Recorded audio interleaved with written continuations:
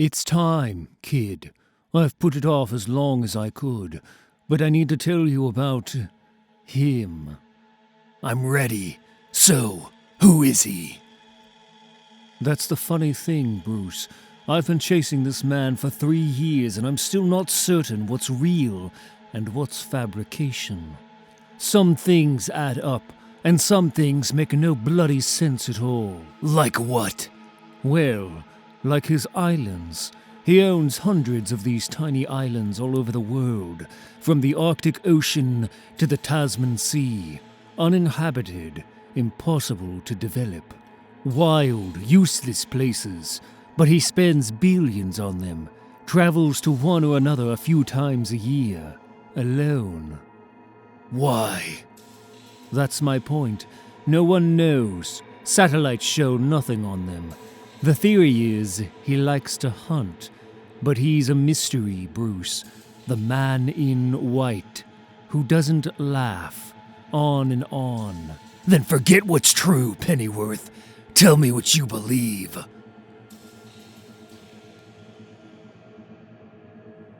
It starts here, with one of the first films ever recorded, maybe the actual first, 1888. Same year as Le Prince's The Roundhay Garden scene. And who am I looking at? His great-grandfather. In the top hat? No, in the makeup, the boy, the clown. Joseph Grimm the First, Jack. The story is, he grew up an orphan on the streets of Gotham, made his living as a street performer. They say he was good, too, best around, said you could hear the laughter for blocks and blocks, though he himself never so much as chuckled. His reputation grew. He brought his clown act to vaudeville, took the money from that and invested it in his own theater. Just kidding. JK. Yes. From there he invested in silent pictures, funded some big ones. Competition was fierce, but Jack always prevailed by, according to those around him, making people laugh loudest. By 40 he had made a fortune and become a member of Gotham's finest men's clubs, the Five Gates Club, the Slaughter Select, and so on. It's said that he, Andrew Mellon, John Rockefeller, and old Andrew Carnegie had their own Thursday salon, devoted to funding the health and progress of the Republic. Still, he was never one for the spotlight himself. There are almost no photos of him, no interviews, barely any records at all. In fact, he exists mostly in the shows he produced, and the charity. Jack was a major philanthropist, that much is documented, though you won't see his name on anything. A wing of Gotham Med, the Gotham Met, Gotham University. He was especially devoted to children's causes, which made sense given his own rough childhood. Live like a clown, leave the world with more laughter than when you entered. That was his reported motto. Jack died in 1938 according to records, and is buried in a family crypt here in the city.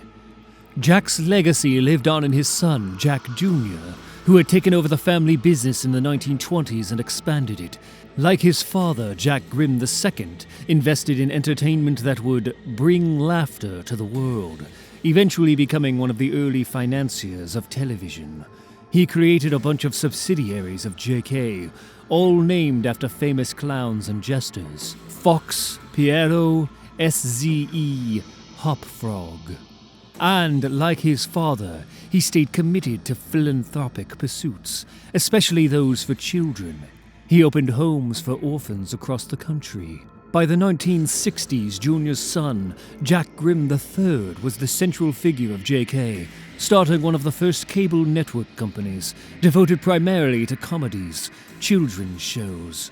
Jack III was a major funder of public broadcasting.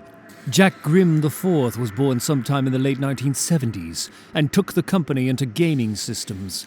He also expanded JK's philanthropy to global causes, which finally brings us to our Jack. Jack Grimm V, young, smart, and by far the most successful yet. He was one of the first investors in online gaming platforms, the hardware and software, and a primary backer in graphics processing units, the chips that the entire bloody world runs on. And as he approaches trillionaire status, Jack V has widely widened JK's charitable initiatives, international literacy programs, peace orgs, medicine and aid drops, to those who know him, lauded and loved. So where is it? So where is what? Where is the fucking smoking gun, Pennyworth? What's so scary about this guy? On paper, nothing is so scary about him. Just the opposite. He's the fifth chapter in a story about a family that has made its fortune by embracing that very first love, the clown, helping Americans and people around the world smile, laugh. Sure, he's eccentric, Jack is. Likes to go hunt big game alone on remote islands. But all billionaires are eccentric, right?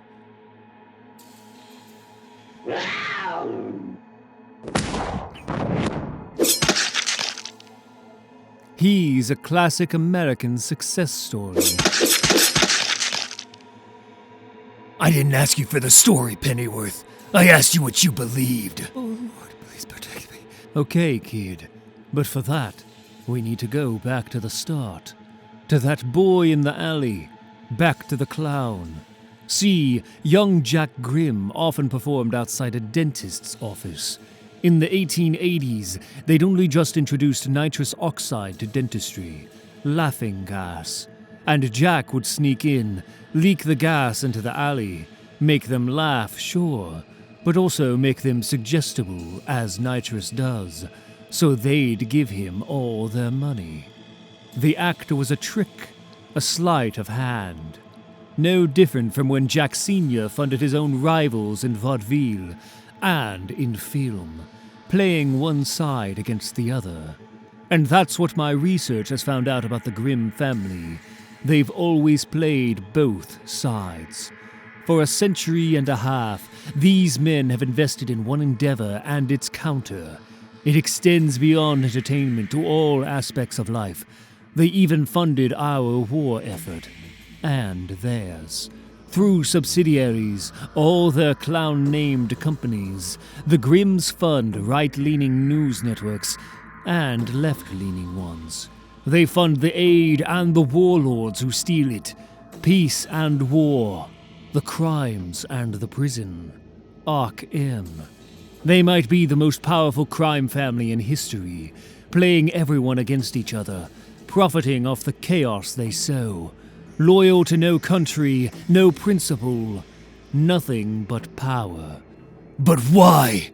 How much is enough? I always come back to that motto. Live life like a clown. A clown plays the fool while making a fool of everyone else. He's a mastermind, the schemer. All the gold in the world isn't enough. Nothing's enough. Hello? Is anyone home? Now you know. That's the report I sent in to my superiors at MI6. Oh, Lord, why am I here? Hello? Hello, is someone... Oh, thank God! Mister, I've been trapped on this island alone for nearly 30 years. I don't know how I got here. My name is... You? But how? Run. No, it can't be you! I don't care what you reported, Pennyworth. What do you fucking believe? Kid. Tell me! All right, Bruce, but it might sound a little crazy. We go back to that alley one more time, to the clown, because what I found when I dug deeper was that many of the people laughing in that film died soon after it was shot, twisted in pain, grinning. A kind of strychnine poisoning, one of the few toxins that can be absorbed through the skin, like maybe upon shaking the gloved hand of a small boy. No! Ready or not? No! Here I come. But lots of people who encountered the Grimms over the years came to mysterious bad ends. Jumping off bridges, boats, vanishing, business rivals, politicians, reporters.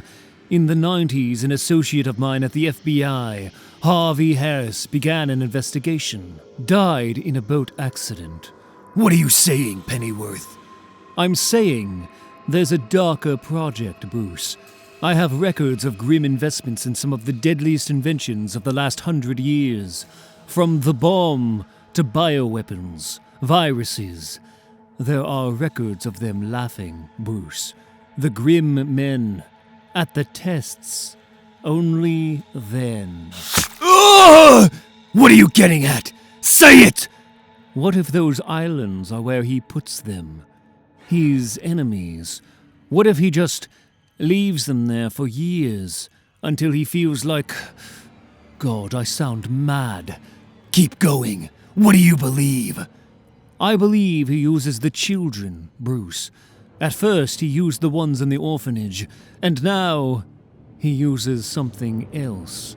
He has found some way, I don't know, using their cells, using the research done at his arks, some terrible elixir. Go on, Pennyworth. Who is he? The clown, Bruce. What is a clown? Its whole act is a cruel mockery of us, of humanity as bumbling, stupid. The clown hates us. You find stories and myth, legends from ancient times to now. Pagliacci, the jester who burns the kingdom in Bal des Sauvages, the one who convinces us to kill each other, even as he himself preys on us. The clown is death. The clown is coming for you. Stop dancing around it. He's... Say it, damn it! What do you believe? My God! I believe that there is no Grimm family, all right? I believe there is no Jack the 1st, 2nd, 3rd, 4th, 5th. There's only ever been one Jack Grimm. Him. Maybe it's just his infernal science. Maybe it's some dark pact. I don't know. Maybe it's fucking both. And I know how it sounds, kid. I know. But I look at him and... he's something terrible, Bruce. A nightmare thing that stalks the earth. Not a man who never laughs at anything, but a beast that's always laughing at us. The one whose laughter we only hear when it's too late. So, who is he? He's the Joker.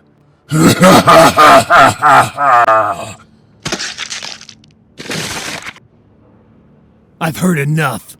Bruce, No, I need to check on Waylon. I understand. Be careful out there, kid. Nicely done, old fool. He didn't sign up for this. Sure, he wanted a fight, to punch back, to scream. But this... in just the last year, the world has cracked itself open and revealed its true face to him. All its monsters. Monsters everywhere he looks. The other night, I found him watching a story about a woman in Gateway City who claims to be magic. Some kind of god warrior from hell. To his credit, he just keeps on. He pushes forward, but you... Did you really tell him about Grimm for his own sake? No. You told him because you couldn't live with it anymore. Because deep down, you're a coward. Just yesterday, a report put Grimm on one of his fucking islands off the coast of Colombia. But you couldn't let it alone. Even with Grimm 3,000 miles from Gotham. Well, hello there.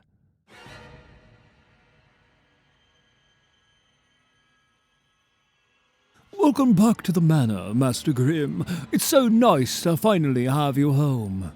Are you hungry? No, I ate.